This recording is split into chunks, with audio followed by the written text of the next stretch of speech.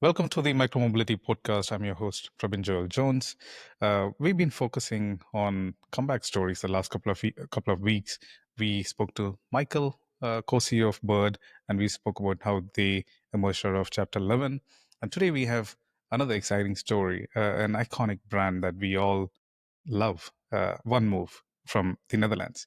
They also had a tough time, and last week I happened to meet Eliott, who's a co-CEO who also launched a new bike at Micromobility Europe. And today he's with me to talk about their story. Welcome, Eliott. Thanks, Prabin. Thanks for having me. Great. Let's start with a quick intro because you have a fascinating background which kind of coincides with my journey as well. So let's Yeah. start with your intro. I'm Eliott Wertheimer.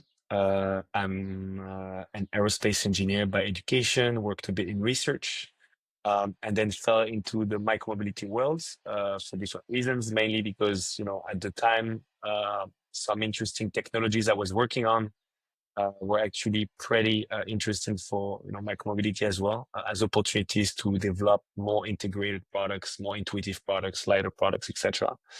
And I ended up starting a company in that sector. And effectively, fast forward to today, I am now the co-CEO of VanMoof, which some people will know. For those that don't, we specialize in manufacturing integrated urban electric connected bikes with a lot of smart features and a very iconic design. How does it feel going from working on large mobility vehicles, aircrafts, to micromobility? How does it feel? Yeah, it's actually quite interesting, man, because, actually, like, obviously I studied a lot aircrafts and things like that, but I really focused on the satellites, like deep space satellite technology, basically. You don't really think so much about like the human aspect. You think more about like basic features, functions for a very, very long time in a really harsh environment, right? And so, intuitively, you're like, okay, well, electric bikes, electric scooters, micromobility, like, I mean, it seems so much more simple and Yeah. so easy to deal with, but you actually have like, proper vehicles with people on them whose life is at risk, actually, if something goes wrong. The systems are quite complex. There's like complex electronics going on, doing some complex calculations to make sure everything goes well. It has to go through shocks, a lot of damage all the time. Like people abuse them by default, sometimes some less than others, but like, I mean, they take a lot of shock. So definitely, in a way, you could say less sexy, you know, but actually, honestly, as interesting and exciting in terms of, probably even more interesting in terms of the impact you can have, right? So it's been an interesting time, very interesting time. Yeah, and also like the development cycles are not very long. If you start building an aircraft, that's like a 10-year, 15-year program, right? Yeah, easily, yeah, Yeah. easily, yeah. So before getting into one move, you had some bike experience, right? You were also building bikes. Can you tell us a bit about that? Yeah. So I started actually in the sector around 2015, 2016 with my co-CEO Albert Nassau. We're still my co-CEO in VanMoof, actually. And we created a company in the UK that manufactured ultralight folding e-bikes with a carbon fiber frame and some high-performance electric scooters, meaning scooters that kind of had a lot of power, range, some of the first in the UK of that type. Obviously, we couldn't sell them for private road use, but people still, for public road use, but people still bought them like for private use. And it was quite interesting. We really had, I would say, quite advanced, really nice products that were well priced. We also went for the D2C model, so full focus on our online channels. We had some partner retailers with specific deals, but it was really that approach of like the D2, like same as that D2C waves of businesses going for that strategy. And so, yeah, we grew that actually for a few years, profitably as well. It was a cash positive business, as you can say. Did quite well. And then eventually, we ended up being acquired by McLaren Applied in end of 2021, beginning of 2022. It was quite an interesting time, because 2021 was like the big boom. I mean, 2021 Yeah. big boom, like the peak of the boom of the e-bike industry, but we also had to deal with Brexit. and a lot of different constraints. So a lot of demand, a lot of sales, but the world was shut down, and then Brexit was happening. So we kind of got very lucky to partner with McLaren Applied on this because it gave us a lot of support and a solid base to grow from. Basically. And there was some scooter involved, right? I mean, there's a bifold scooter. Was that from Yeah. you, or was it from No, McLaren Applied? a very cool project. It's actually the origin of like the McLaren Applied story. It's like we created from the acquisition of my first business, a company called Levoy. Okay. Or Lavoie, if you're Okay. French speaking. And the point was that McLaren as a group was developing internally like a very ambitious e-scooter project based around a very disruptive, like innovative folding mechanism that you're right has two ranges and a very interesting way to effectively have a long, super stable, like great vehicle, like great platform, but at the same time that can be very compact when you pack it up, like for your office, your room, your house. So really cool technology, really complex technology, specifically to make it like in a safe, consistent way, and backed up by a lot of very advanced features, like very VanMoof like I would say in a way in terms of the systems powering that product. So, it was a McLaren Group project that became a McLaren Applied project. McLaren Applied, was the technology, the electric technology arm of the McLaren Group. So the guys that specialize into making all the sensors, ECUs, so electronic control units, all the very advanced electronic systems. And so they took that project over. And we became a subsidiary of that company effectively to finish the development of that product and bring it to market. And then evolve, of course, into other products, evolve into like we had a plan, like we're starting with scooters, and the plan was to get into all kinds of different modes of transportation. Sure. And the scooter is still on sale, and is it a live product or? It's still an active project. Like it's basically out of its development phase. We're just enhancing it, making it better and better, taking our time, like improving it to the max. Of course, like now, anything we launch has to be absolutely perfect, especially if it's a new mode of transport. Like if it's something new that we take VanMoof into, like it has to be really, really perfect. We're taking our time. Now we're focused first on the S5. Now we're focusing on the S6, our new product we just launched. And then when the time comes, we'll look at finally releasing the scooter to the market. Got it. So you had the scooter and your bikes that you were building as well. Everything coming together. Were you focused on acquiring a bike company at that time, or No, not at all. no? No, not at It all. was just an accident that all this Yeah, happened.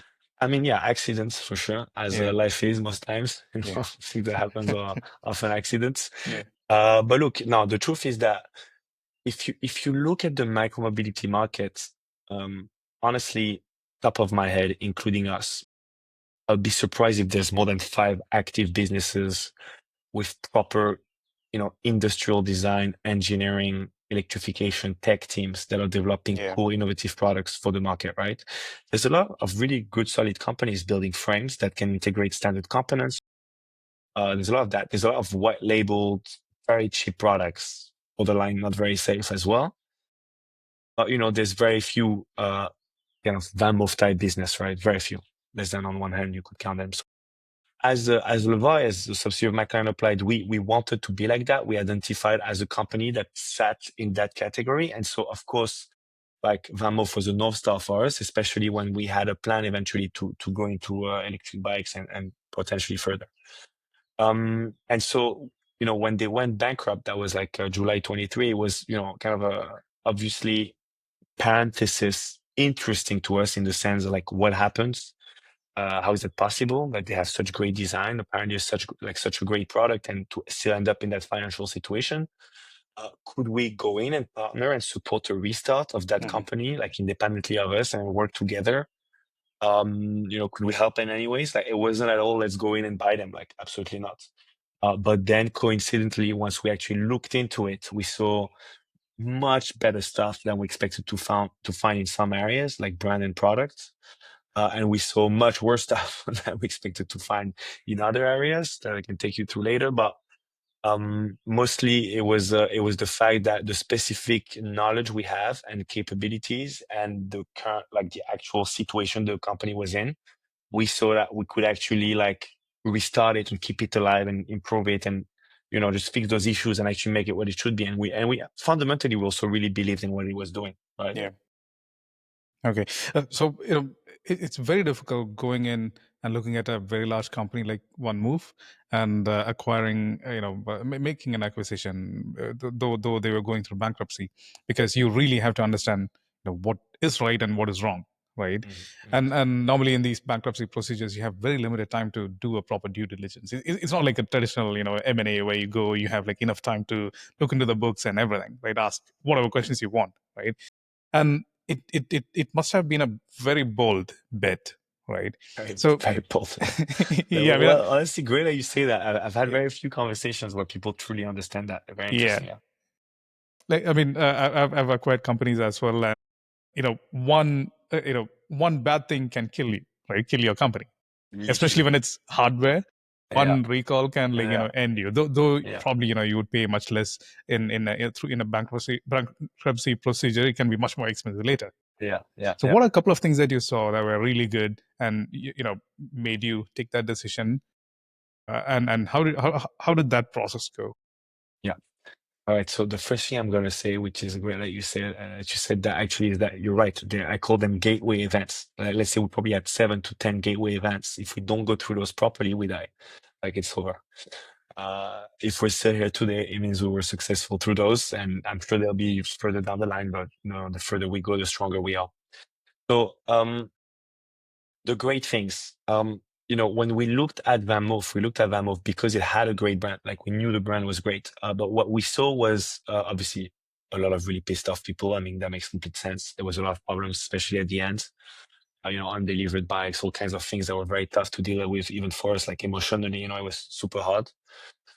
But the fan base, like which is huge, like hundreds of thousands of riders, actually were super resilient. They loved the brand. They wanted to see a restart, and they didn't see it themselves riding any other product. Like no matter the products that like the issues some of the product had, they're still like happy to ride them, and to fix them effectively.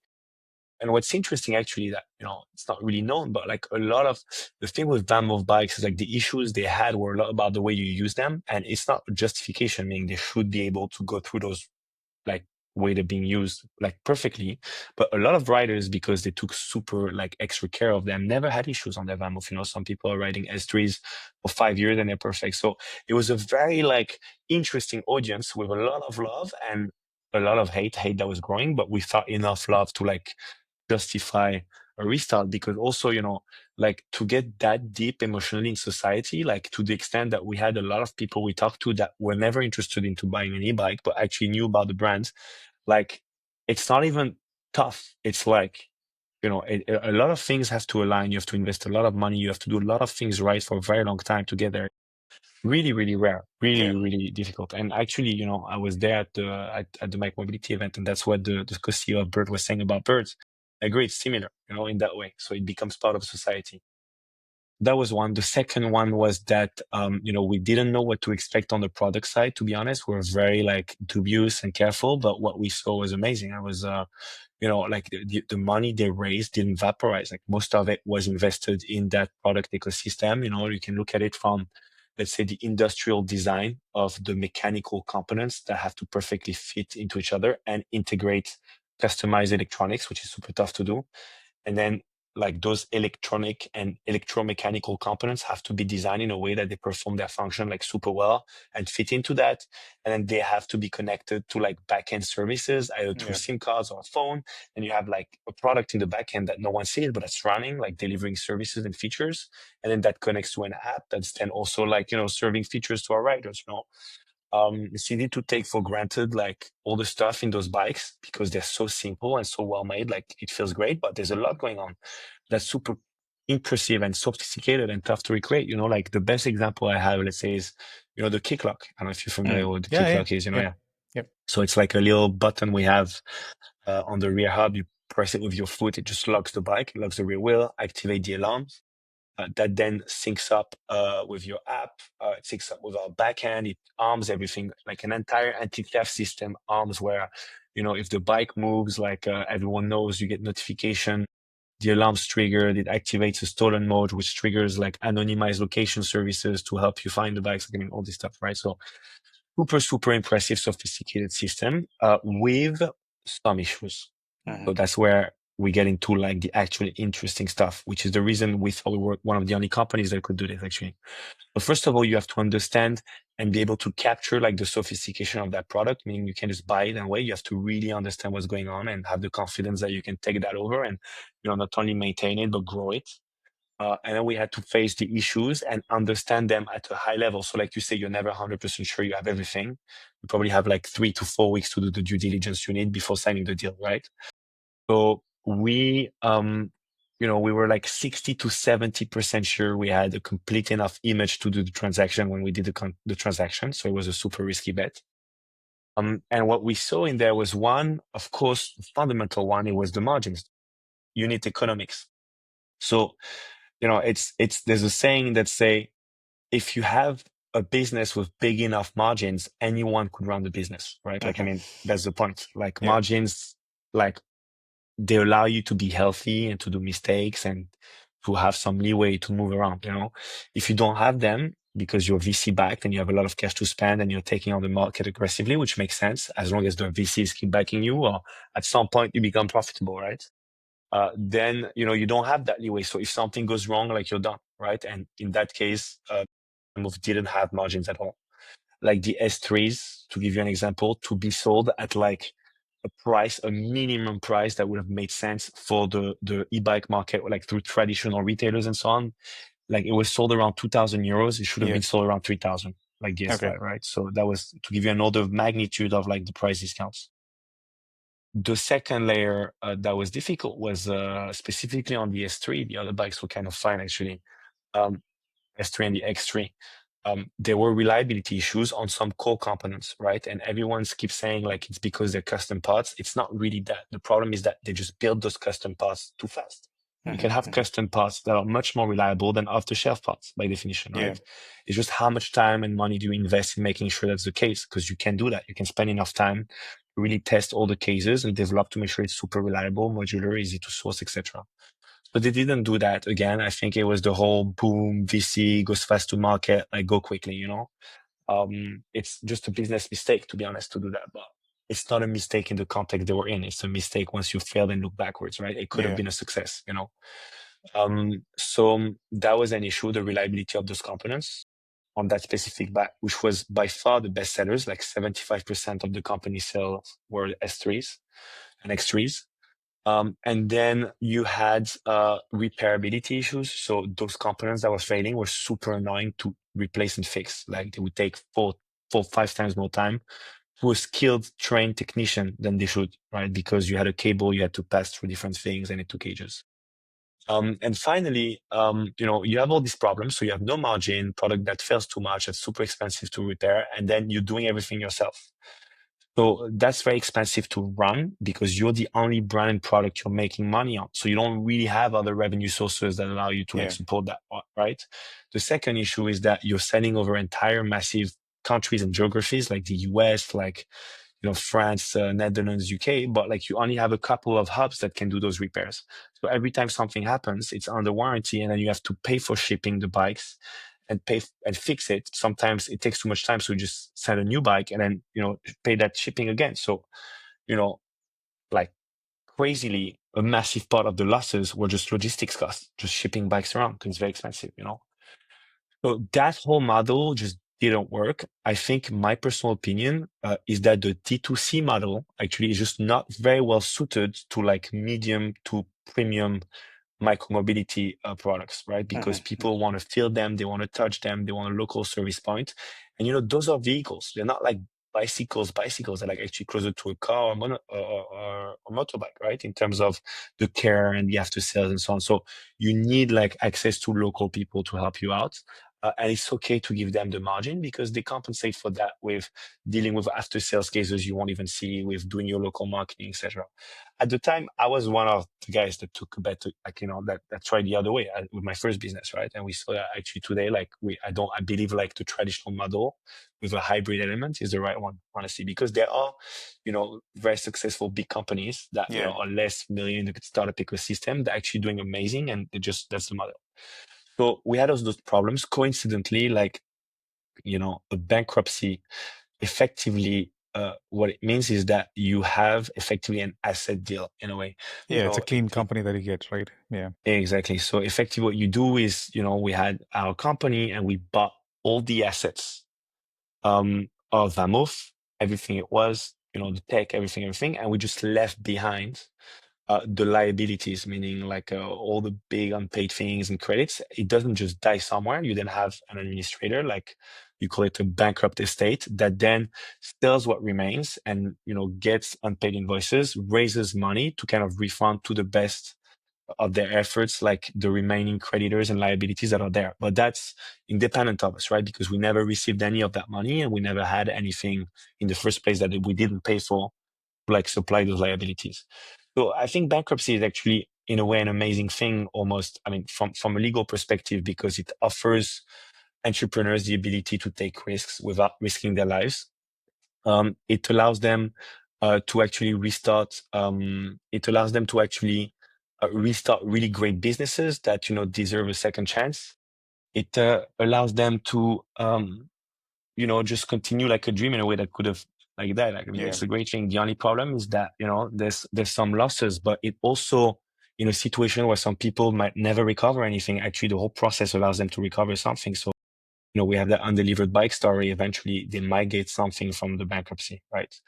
And so, yeah, to keep going, like that Yeah. opportunity. Yeah, sorry. Yeah, Go ahead. no, just to stick on to the question that I was asking, right? So you found that the brand is like massive. I Yeah. think in the bike world, this is like VanMoof is one of the iconic brands, right? Everybody knows VanMoof, right? And the product is like really good. It's very hard to like rebuild something like that. You cannot just go to a shop in Asia and then you cannot Mhm. just pick that off the shelf, right? Mhm. So from an engineering point of view, it was good. But you also mentioned that there were some problems with the components, right? Where they probably Mhm. did not design well, right? Mhm. Knowing that problems, did you have to like did you already have an idea about how much you have to spend, how much engineering power you have to spend to redesign them, or how did you deal with those components Yeah. that weren't well designed? Because you're an Yes. engineer, right? I mean that's kind of No, you're right. You're right. And so it comes down to like, what I was saying just before, like the bankruptcy is like cut off, restart. Okay. So we have four issues: margin, we can fix it, price. Second issue, reliability. Okay, we got to fix those broken components. But the approach there is quite complex because on one hand, we had all the riders on the road. We really needed to keep on the road like continuously. Ideally, like they didn't feel anything, right? And then we had eventually the bikes we would want to sell again. So those needed to be reliable, right?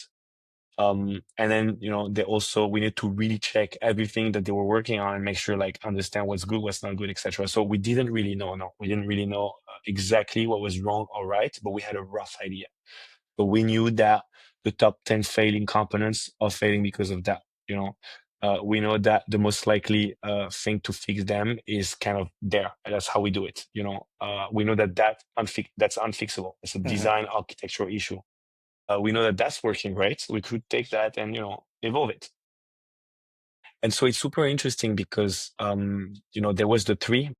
On the three, actually, what we realized, we can't sell that bike at all. Like it's just like, I don't want to say flawed because it's not flawed, but it's just like, there's too Yeah. small, there's too many issues that are difficult to fix, right? So what we did there is we reactivated the supply chain for all the components that we thought would work. And then we actually went and fixed those that were very problematic. Like, for example, the e-shifter, we created the auto hub to replace that. Mhm. So that when we distributed parts to repair every single issue on an SX3, which is what we should do as the new company, we should be able to have a solution for everything. The bike keeps getting better. So that's one side. On the second hand, they were launching an SX4, right? And I keep saying SX4, but it's S4 and X4. Yeah, Sorry, it's extra. like Yeah, yeah, yeah. internal code names. Yeah. So that bike actually was, look, the componentry was very reliable. They fixed all the issues, but the architecture was the problem. So it didn't fix the repairability, right? So it would fail a lot less, but every bike fails at some point, and it'll be annoying to fix. So we just decided not to take that risk. And then we had the S5 and the A5, which were really, really great bikes. Everything fixed, new architecture, easy to repair, just needed a bit more love, a bit more work, like 6 more months of efforts to get it there. Okay.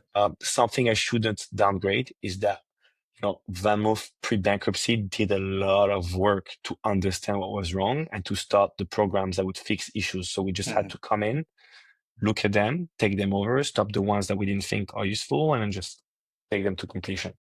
Got it, got it. And one of the things that we all know during the when pre-bankruptcy is the experience stores, right? So they were very popular. You can also take your bike anytime there, fix it. But then you completely changed that strategy, right? I mean, you touched upon it a bit, but I would like to understand a bit more.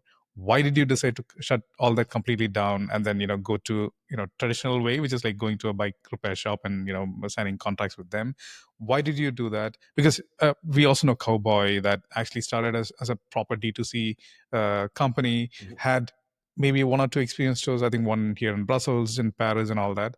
And now I also see that they actually sell their bikes through bike Mhm. stores, traditional bike stores, right? Yeah. Why did you make that shift? And do you think you would go back to how it was, having experienced, or how do you think about this? Yeah, so it comes back to what I was saying before, like the traditional model. Fundamentally, for such complex, kind of expensive products, like people want a direct experience of it. The local retailer like provides trust, provides advice, provide after sales confidence in what you have, what you're selling. Like, they're very good at that, much better than any brand could do locally, right? So of course, the flagship store like compensates for that where you are. But the model of having all these experiential stores is effectively like D2C plus plus, because you're just effectively having local outlets to boost your online sales. That's what you're doing. So you're doing like local marketing in an extremely expensive way, you know? And why is it like my view, and that's my opinion, I think in the end, it becomes quite inefficient because, when your whole distribution network is set up like that, you need to pay for every customer you bring to that store, and then you need the store to work to convert that customer, right? Whereas you need to create all that traffic yourself and then convert it. Whereas when you are in local retail stores and so on, like they're selling all kinds of bikes, all kinds of different products. You might have someone that just wants to look into e-bikes, comes in, doesn't know what they want, ends up on your product. They might want to buy something else, ends up on your product, and vice versa. Whereas when you have your own experiential store, you kind of need to want to know or somehow already be in that brand world to be there, right? So the issue with that is that I think it's a very expensive, premium, impressive and yeah, way to do like brand marketing and actually D2C sales.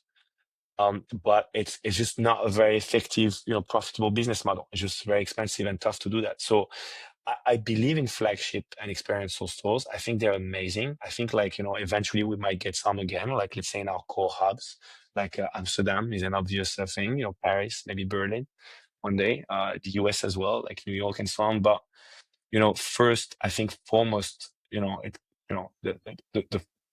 that what was wrapping this whole thing, like the four things, the four pillars I told you that weren't really good, is just the business model in general wasn't set properly, right? So Mhm.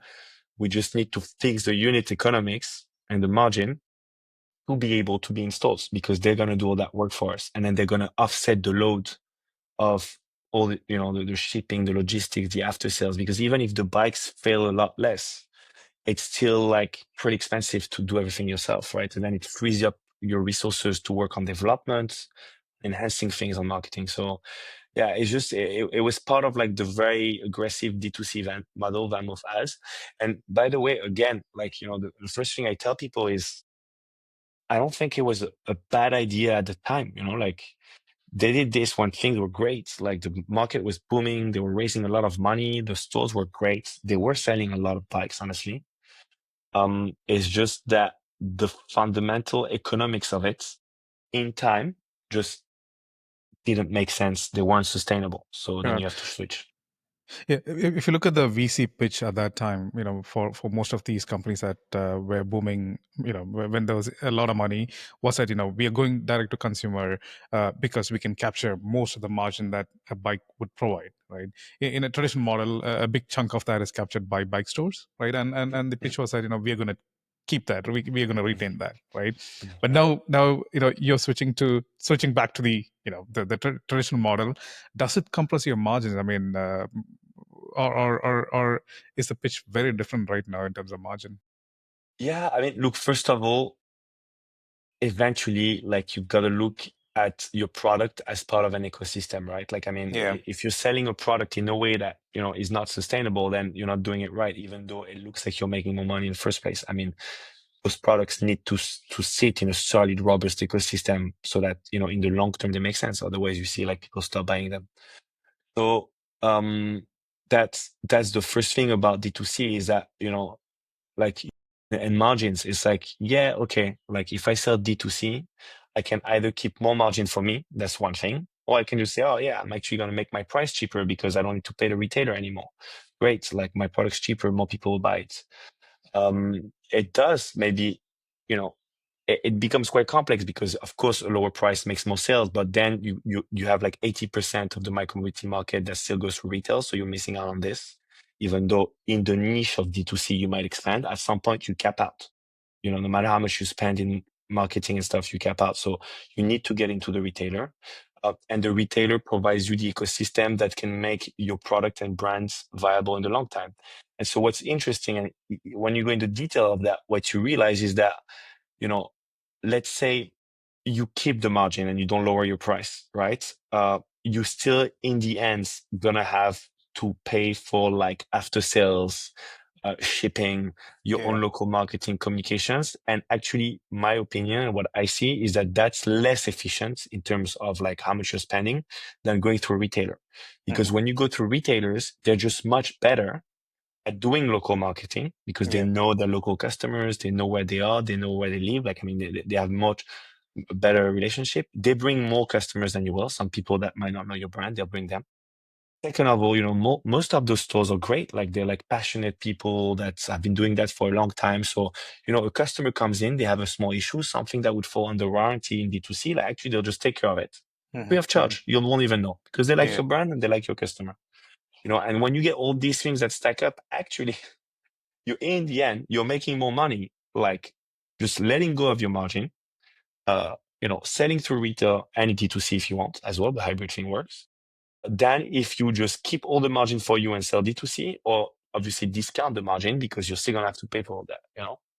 Got it. Got it. So And I just think it's more efficient and just a yeah, better model. Yeah. very interesting. I don't know if that changes at scale and when you're like in multiple geographies. Yeah, but very interesting to hear that. I mean, Oh, I would think that you capture all the yeah. margin upfront, even if you increase prices, you capture that margin anyway. And now going through bike stores.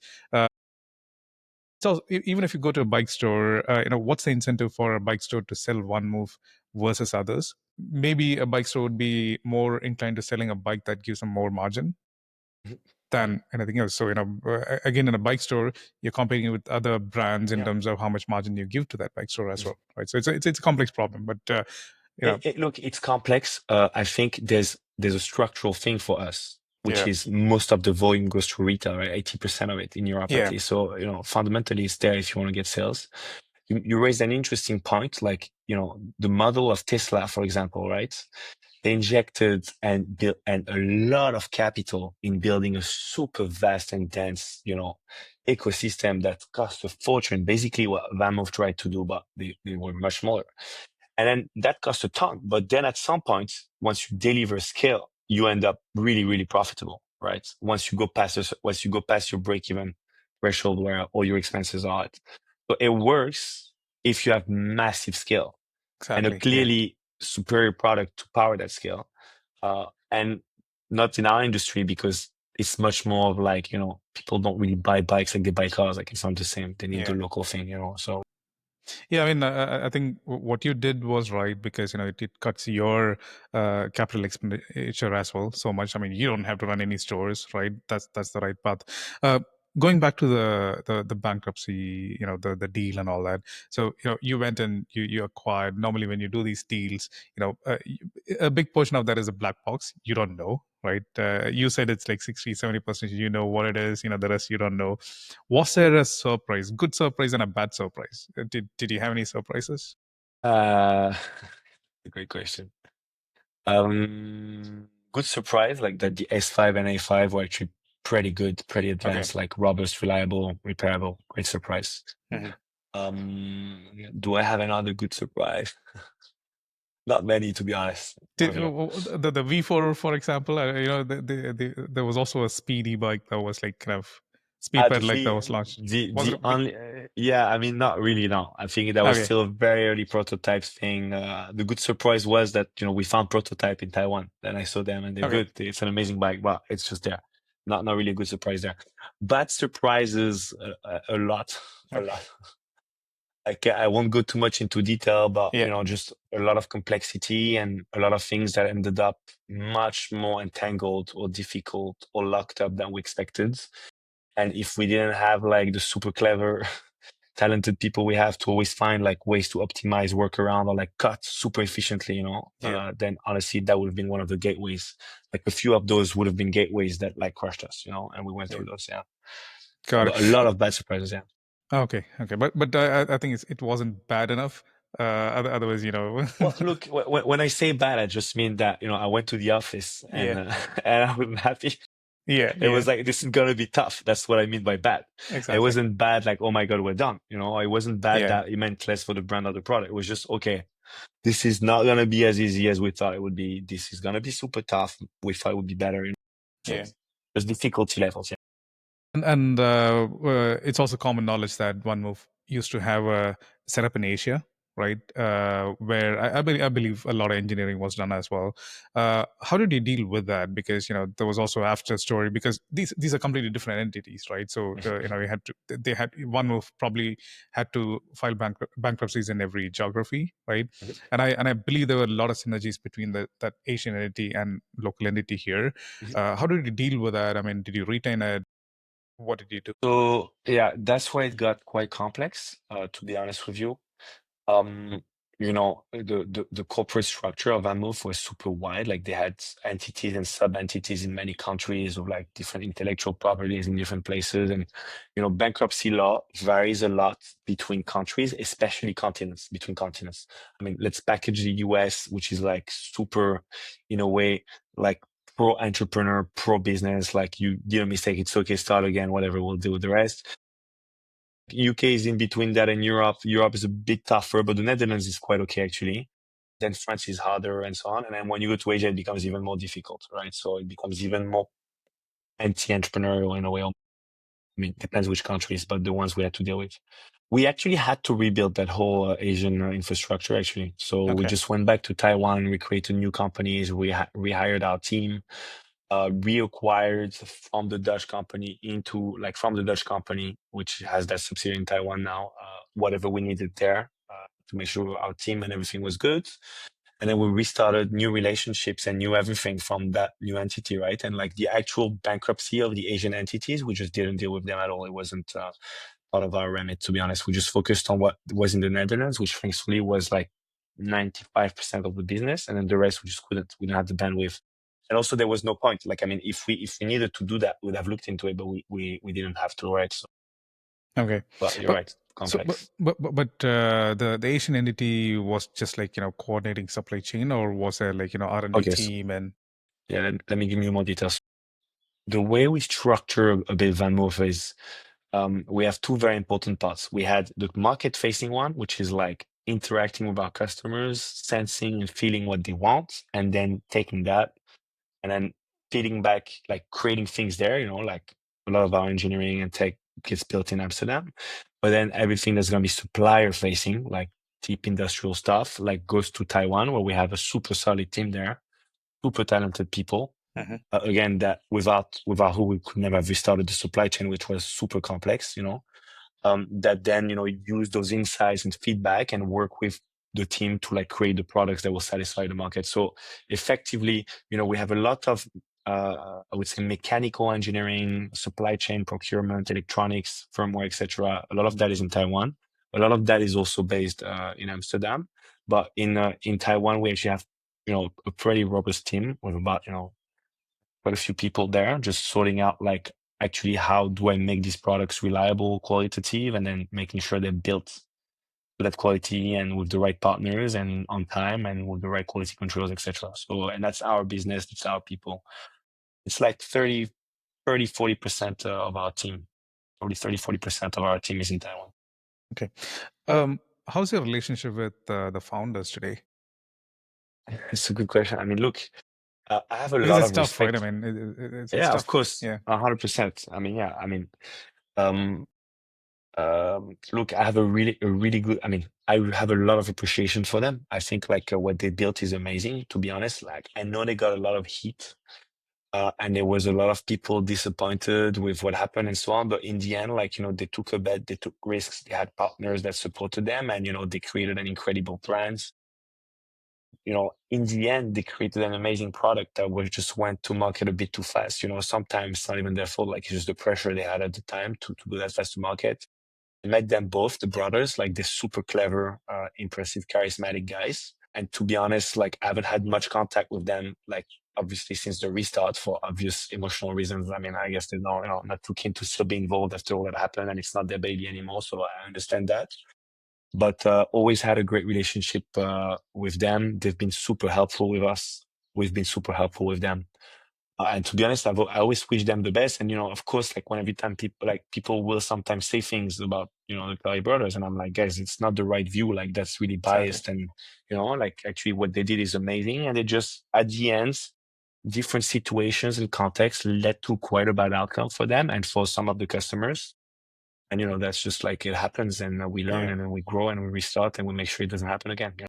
Yeah, I don't know them personally, but I've had like very short chat with Taco. What I understood is that they are so passionate, Yeah, and they're great. they've Yeah. they've been doing this for, I mean, when was it started? Like 2009 or something like that, right? Very early on. So like more than 10 years, and letting all that go is not so easy, right? Not easy, of course. Yeah, And also, like, especially in the context they were in, there was a lot of problems. Like, it was really tough, I think, at the time to like kind of keep going. And, they yeah, kept pushing till the last minute. Also, always thinking about their customers, always thinking about how can we help them? How can we make sure this is the least bad possible during the transition and so on. So they were like this. And again, like once you have the bike in front of you and the VanMoof product, it's easy to think, oh yeah, wow, what a great bike. But you have to come up with that design, come up with those ideas, create the teams that bring it to market. And of course, it's hardware. There's issues sometimes. exactly, But yeah, a lot of respect for what they did, basically. But I'm not absolutely. like we talk sometimes, once in a while, like how are you, what's happening, but very rarely, and we don't really interact on a professional in a professional way, in a way. Got it. So post acquisition. One move before that was like going international. There was US, Mhm. Japan, even, right? How did you make big markets to be in, and how did you make the choice of like getting out of a couple of markets? How did you make those decisions? Um, we looked at which were the most, right, which were the most it's quite complex because there's different KPIs you look at, right? But you'll look at the size of that market, how much the brand, like what's the status of the brand there? How easy is it for us to sell within that market in terms of conversion, like marketing conversion? And then we just selected the ones where we were doing well and we Okay. were happy with the historical performance. And of course, like Germany and Netherlands, or I mean, the Netherlands, our home market, is our best performing market. Like obviously, it's people like us there, but then of course we have Germany, we have the Belgium, Austria, I mean the Benelux actually. We have France, we have the UK, and the US is a great market, by the way, for us. It's really good. Like the company was going really fast. We have a lot of riders still today, actually, in New York and the Southwest and so on. The only problem was that we had it was such a complex, fast-paced situation. We tried in the beginning, but we just couldn't manage like markets that were so different at the same time with different logistics if we wanted to do it right. So we took the decision, okay, let's focus fully on our core markets for the restart, which are the ones, Germany, Yeah. Netherlands, and Western Europe. and then we will go back to the US. Was set up there. In the meantime, what we did is we thought like we weren't going to just leave our riders stranded, because when we took over the US as well. All right, that was part of the entity we acquired. Was about Japan, as I told you, wasn't right. But like Asia wasn't part of what we acquired. It was a separate entity, so we never had to really deal with that. But in the US, it was our business, and we needed to keep our riders running. So we partnered with these great guys called Rybit, provide leasing services and subscriptions for fleets. And they were big VanMoof customers already. They inherited our infrastructure there, and they have been servicing now S3 and X3 riders and some A5 riders since basically 2020, early 2024. Think they've been doing that well. I'm not going to say it's perfect because they're just of course, San Francisco. I think San Francisco, Seattle, and New York, right? So, it's just three cities. Very conscious of that. Also, again, there's no more warranties, so sometimes repairs can be expensive. But at least we set a solution when we left. At least there's something for people that want to keep riding, and then when we'll come back, we'll redevelop exactly the same way we did it in Germany and the Netherlands. But yeah, I mean, I know that in the US there's a lot of fans of VanMoof. If I'm not wrong, I think one of the founders of Jump actually bought VanMoof and is using a VanMoof as well. Okay, I didn't know that. Yeah, I mean, there was a tweet that he put out. I think it was like before bankruptcy. I think he wants like one or two VanMoofs. Okay, cool. And so one of the things that VanMoof did really well is building a community, right? So one is like the iconic brand, but then VanMoof managed to build a global community around that. And like you mentioned earlier, they were so passionate about the brand and about the bikes. Going through the bankruptcy, tough times, it's very difficult to keep that community together. What did you do to keep the community together? Yeah, so that I think to me, when you look at engineering, reliability, repairability, like you always see a path forward. Like it's quite rational, logical steps. Yeah. It's mathematics and physics. Like I mean, there is a solution or there isn't. That's it. When you look at trust, love, it's not like that. It's irrational. No matter what you do, you can believe it'll work, but you cannot know. Like no one knows. Like we have amazing people on our board, amazing people advising us, like really solid board members and people supporting the restart. And no one, even the superstars with massive careers couldn't tell us, yeah, we do that for sure. People will love us again. Yeah. So the approach we took, is kind of like a best friend you betrayed, right? It's like, okay, those people loved us. That's why they got the bikes, right? That we can know for sure. Like at some point, they were willing to spend thousands of euros on us. Like, they like us. They liked us. Then we betray them, right? We betray them because they didn't get their bikes that they paid for. So that's a pretty huge betrayal, to be honest, to start with. We gave them a bike that, was just failing too much. Like they basically became an annoyance, like they couldn't fix, like, we let them down, whatever the ways we did. So we knew that, quite a few of them. And so obviously, you betray your best friend, you're not going to go the next day and be like, oh, don't worry, it's fine. And then they're going to be, yeah, okay, great. Like, let's be best friends again. No problem. You have to go say, I'll do better. They won't believe you because it's too easy, but you come the next day, you do twice as well. And the next day you do twice as good as you said you would do. And you keep doing that and doing that for an arbitrary amount of time. That's the point. Like we don't know when that switches, it's progressive. And then eventually people love you again because they're like, okay, like, I mean, sometimes some people will never love us again, no matter what. I mean, it's the nature of life, right? But some people will, they'll trust us again. And actually, so what we did was, being very transparent, very communicative on everything we're doing and what's going on and the plan and the strategy and what we're going to do in the future.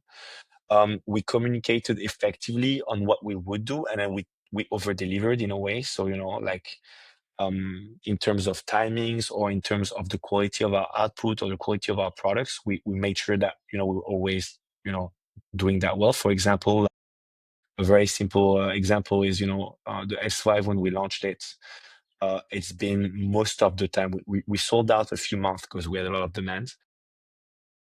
It's sold out, like, besides those times when it's sold out, we always say like delivery within 7 days or 14 days or 28 days, depending on the availability of stock. We were, that I know of, if we were ever late, it was like a fluke event, Yeah. less than 10, 20 times. Actually, we're always delivering within 1 to 2 business days.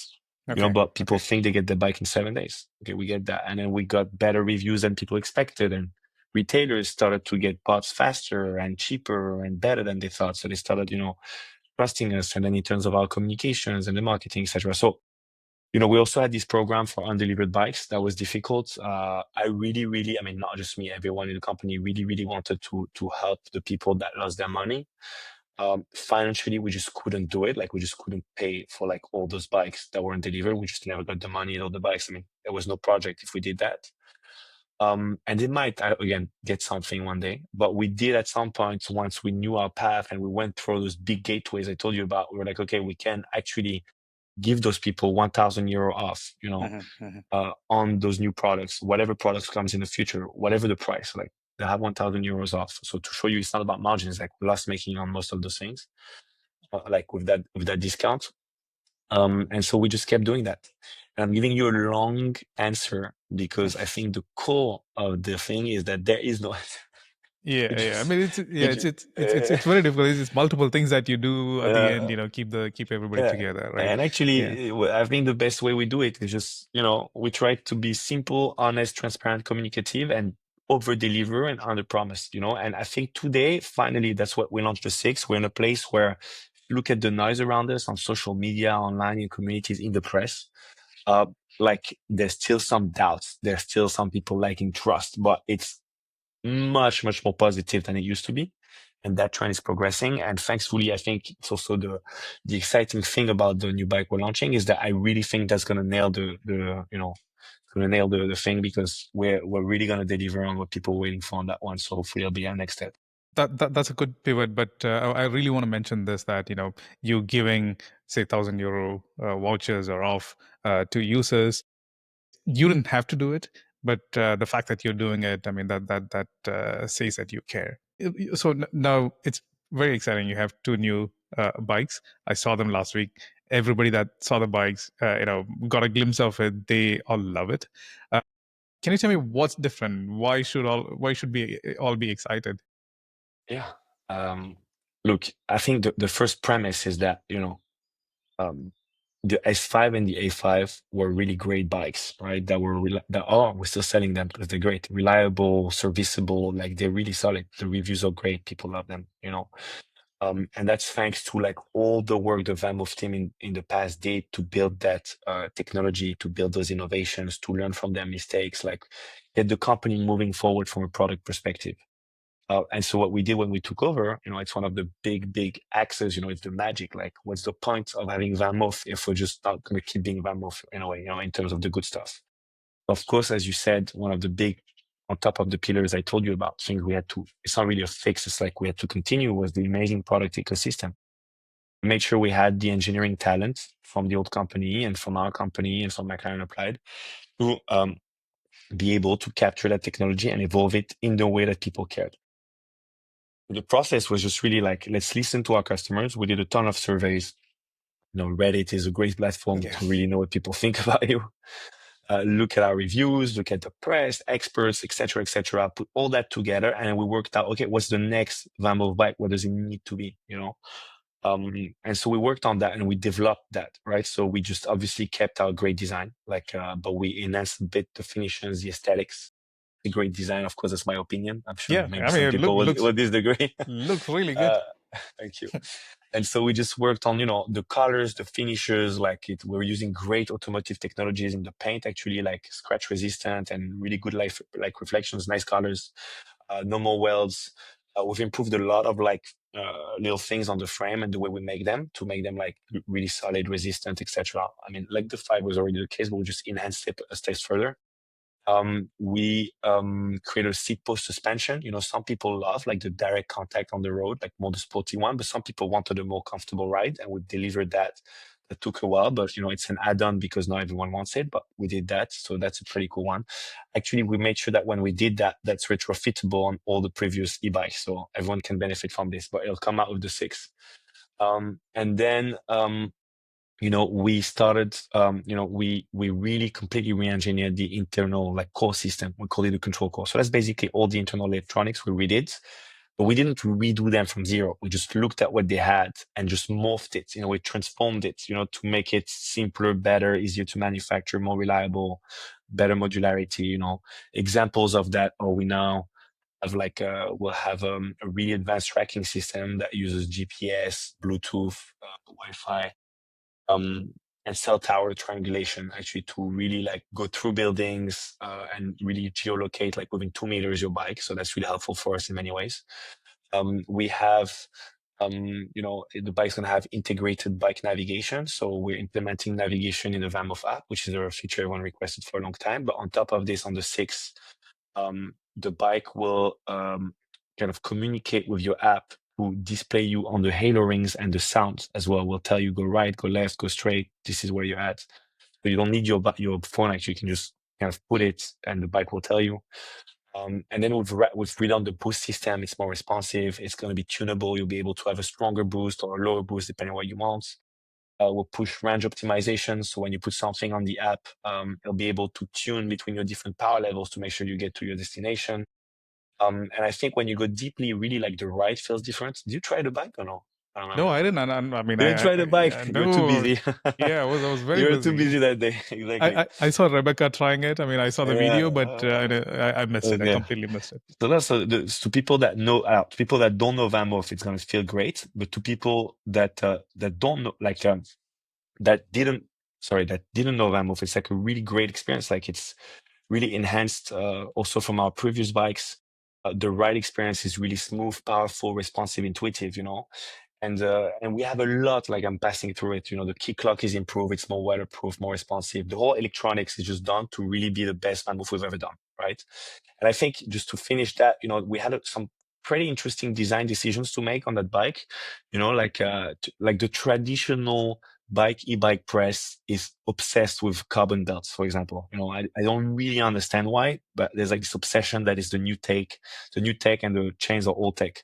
Or like there's this thing about front motors, right? Or like chains, I mean, I told you about it, but front motors, there's a third one I always come to, and removable battery, right? So on those things, I'll give you our quick design thoughts behind those three elements. Okay, so first of all, on the front motor, the issue around front motors in the beginning was that control electronics were not that accurate, so that sometimes, when you put on the power, it was a bit jiltery, and you could have the front wheel asleep, and it felt a bit weird, right? Most companies went for mid motor or rear motor to address that, right? The problem, I mean, it's not a problem, but a front motor, it's lighter, simpler, allows you to have gear hubs in the back. And it's an all-wheel drive. When you do them well, you have power on the front wheel, power on the rear wheel. It can feel much more intuitive than having everything in the rear or on middle. And it balances the weight a lot better. So we took the route, I mean, VanMoof 1.0 took the route of creating the best front motor system ever. We took that a step further. Now I think it's like honestly one of the best powertrains in the market, also in terms of reliability, silence, and so on. So actually, like we believe as a company that our front motor system is like a superior powertrain to what's out there. Some Okay. people, are stuck on like it's a phone model, but if you do it right, with the right kind of reaction between the rider and the floor, you can actually have an amazing bike. And I encourage people to try our product and see like the difference with mid motor and rear motors. Some people will really prefer what we did. On the chain stuff, of course, chains are greasy, and of course they're not as silent as carbon belts, although like the difference in noise is really like minimal. But with our tensioning and chain protection system, actually we realize we have a lot of advantages. That's Hmm. patented. It looks beautiful, first of all, and Okay. it's quite expensive for us to make. So it's not like a choice for it's Yeah. quite a complex thing. So the carbon belt system the chain system we have. But what it does is it's more efficient. So it's a few points, but to Yeah. us it matters in terms of efficiency. There's less slippage. If a chain breaks, for example, you go to any bike store, they have another one, they can remove a few pieces and then they make it fit on your bike. If your carbon belt like rips off, You then have to find the exact right one that fits your bike and put it on most systems, right? Also, carbon belts will tear off your clothes. Us, it's protected. It doesn't do that. So we had a lot of advantages, and we're like, okay, let's keep the chain. We like it. It works. Ours is very silent, actually. So we were like that. And the last one is the removable battery. I think the removable battery, our VanMoof audience, actually, we did a big study, like grows onto liking the integrated battery because it's like such a great anti-theft system. Yeah. Because it's like, I mean, the battery is part of your bike. So like, it's, you can't really steal a VanMoof battery. It's easy to fix because actually it is removable from the bottom. You just have to unscrew the thing and you take it out, and then you can use it as a technician and so on. But it is, really good for integration. It allows to have a much smaller, compact format and much more aesthetic bike.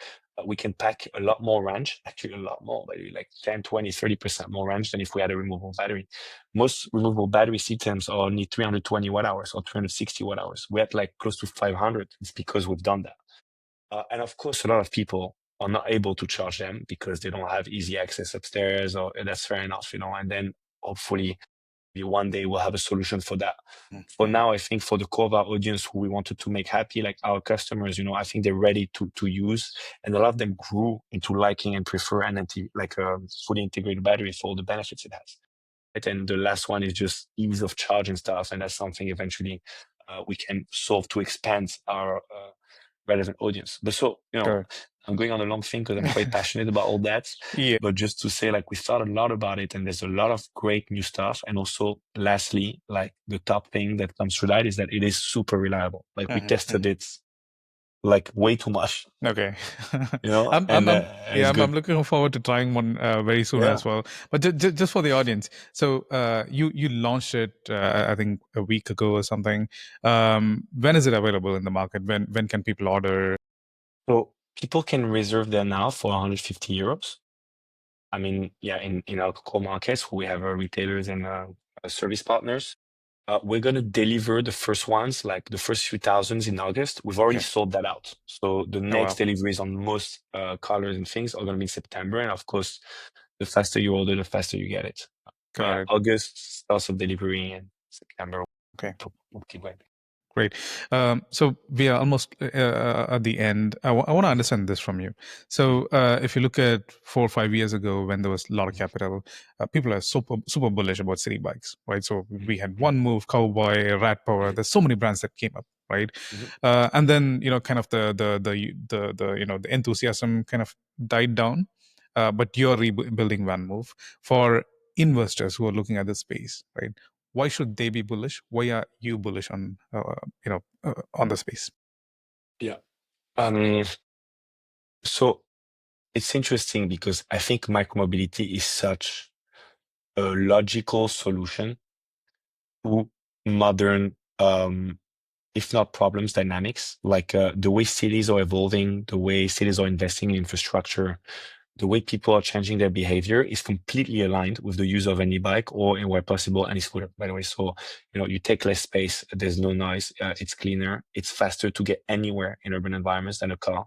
Like it's just a better way to move from A to B for, let's say, sub 15 kilometers distances in urban environments, right? At least in the urban sector. So, I think the problem around investment was there was a lot of hype, and that happened in many industries, which, you know, pulled in a lot of cash. Quick commerce, for example. Exactly, Right. yeah. Yeah. A lot of cash came in that industry, generating a lot of like a bit flaky business models and really risky attitudes to different things. And what happened was, as you know, like the whole 2020, 2021, 2022 situation where, people during COVID had a lot of cash, and I mean, a lot of cash. They had a bit of cash saved, and then effectively not much else to do than to buy an e-bike and ride around in a lot of places. So a lot of people Yeah. bought, right? And so sales went up like crazy in 2020 for most people. But brands and manufacturers and retailers anticipated that jump to be like sustainable in the long term, and so that the growth would be much higher than anticipated, right? But everyone overcommitted on ordering stock, where at a time where supply was constrained. So they had to commit for like their 2,000 bikes instead of coming, let's say in the next 6 months, they have to come in 24 months, but I'll pay you now. Or I promise that I'll pay you. And so that led to a lot of stock, like much later than at the time it was needed. And then effectively, instead of that growth keeping on going, basically people had their bikes that wanted it like quickly. And then we had a bit of a plateau, very slight decrease, like 5-10%. Actually, demand didn't decrease that much, which is the oversupply and discounts that made it feel like there was less revenue, but unit volumes actually were not that much lower. And then what's happening now is we're at the inflection point where you can see that stocks are getting lower. So companies are finally getting rid of their stock. There were a lot of bankruptcies. There was a lot of market cleanup. Like, all the weaknesses were kind of like pruned out, I would say, of the industry. And then when you look at the regrowth, you can see that actually if you project on, let's say, 10 years, it looks like just the growth curve is going to be exactly as it was initially planned without COVID, right? So it's still a market that's going to grow. I think probably faster than people think right now with all the stuff. A lot of investors were traumatized, rightly so, because a lot of investors lost a lot of money because, it was just the hype and that kind of growth phase, like the bubble. But now the impact of that is, it just reinforced everything. Like business that survive this are just more sustainable, healthier, more profitable. They care a lot about the right KPIs and have good products, good infrastructure. And it's just less of them as well. So when the market regrow, you can capture a bigger market share. I do understand actually the coldness of investors to come in over the last 2-3 years. It probably was the right move because the cleanup was ongoing. Yeah. But now we're really getting out of it, and it's super exciting what's happening. And it's also why we went into VanMoof. That was our bet. We were like, okay, like no one's looking at this.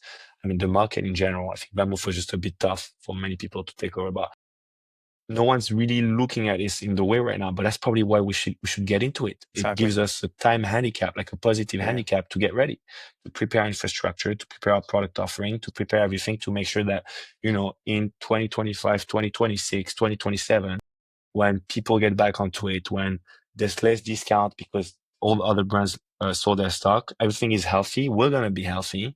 Yeah. We're going to be able to compete nicely, and we're going to be like a business that's able to satisfy its customers and so on. So I'm super bullish, actually. I think more than other people. I think it's a great market. It's going to grow. And in 10 to 20 years, my view is that at least in Europe, I mean, the Netherlands is a good model. Like most households have an e-bike at this point, right? Probably going to be the same with e-scooters in Germany and things like this.